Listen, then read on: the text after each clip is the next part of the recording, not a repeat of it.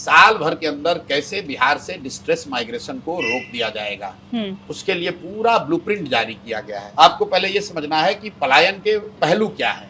बिहार से सिर्फ श्रमिकों का पलायन नहीं है, बिहार से सबसे बड़ा पलायन है पूंजी का पलायन, दूसरा पलायन है बुद्धि का पलायन, तीसरा पलायन है श्रम का पलायन। पूंजी का पलायन क्या है?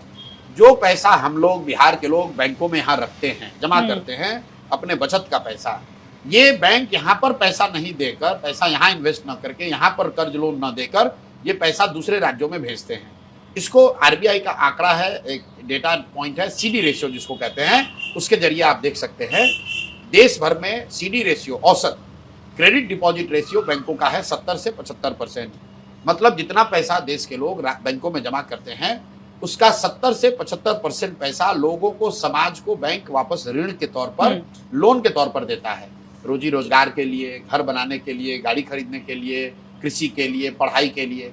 बिहार में सीडी रेशियो है 40%, पिछले 30 वर्ष का औसत है 40%। इसका असर क्या होता है? पिछले वित्तीय वर्ष में, एक साल पहले, करीब 4.25 लाख करोड़, 4,21,000 करोड़ रुपया बिहार के बैंकों में लोगों ने जमा किया। और चूंकि सीडी रेशियो 40% है तो बैंकों ने कुल 1,61,000 करोड़ रुपया बिहार में लोन के तौर पर दिया। बाकी पैसा कहां गया?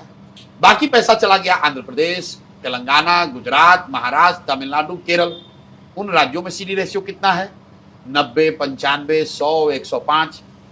तो जनसुराज ये कह रहा है कि हम लोग को बड़ी इंडस्ट्री लगे न लगे वो बात की बात है, पहले जो बिहार का पैसा है, बिहार के लोगों का पैसा है, अगर उतना पैसा भी राष्ट्रीय औसत के बराबर भी बैंक अगर यहाँ ऋण देने लगे तो हर साल करीब 2.25 लाख से 2.5 लाख करोड़ रुपया एक्स्ट्रा बिहार में इन्वेस्ट होने लगेगा, स्वरोजगार के लिए, पढ़ाई के लिए, कृषि के लिए, उद्योग के लिए, कंस्ट्रक्शन के लिए।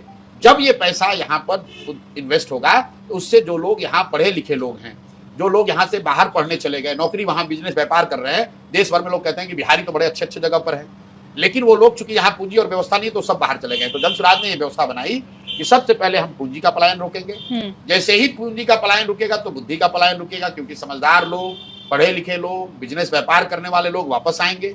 और जिस दिन आपने पूंजी और बुद्धि का पलायन रोका, श्रम का पलायन अपने आप रुक जाएगा। और मटेरियल टर्म में जैसे ही जनसुराज की व्यवस्था बनेगी तो एक विशेष मंत्रालय, एक विभाग बनाया जाएगा जिसका सिर्फ और सिर्फ काम ये होगा कि साल भर के अंदर 50 लाख वो लोग जो मजबूरी में अपने परिवार का पेट चलाने के लिए बाहर चले गए हैं, उनको वापस बुलाया जाए और उनको वो व्यवस्था दी जाए, उनको वो क्रेडिट दिया जाए, उनको वो पूंजी उपलब्ध कराया जाए, उनको वो ट्रेनिंग दी जाए, उनको वो जगह जमीन दी जाए, ताकि वो यहीं पर रोजी रोजगार कर सके।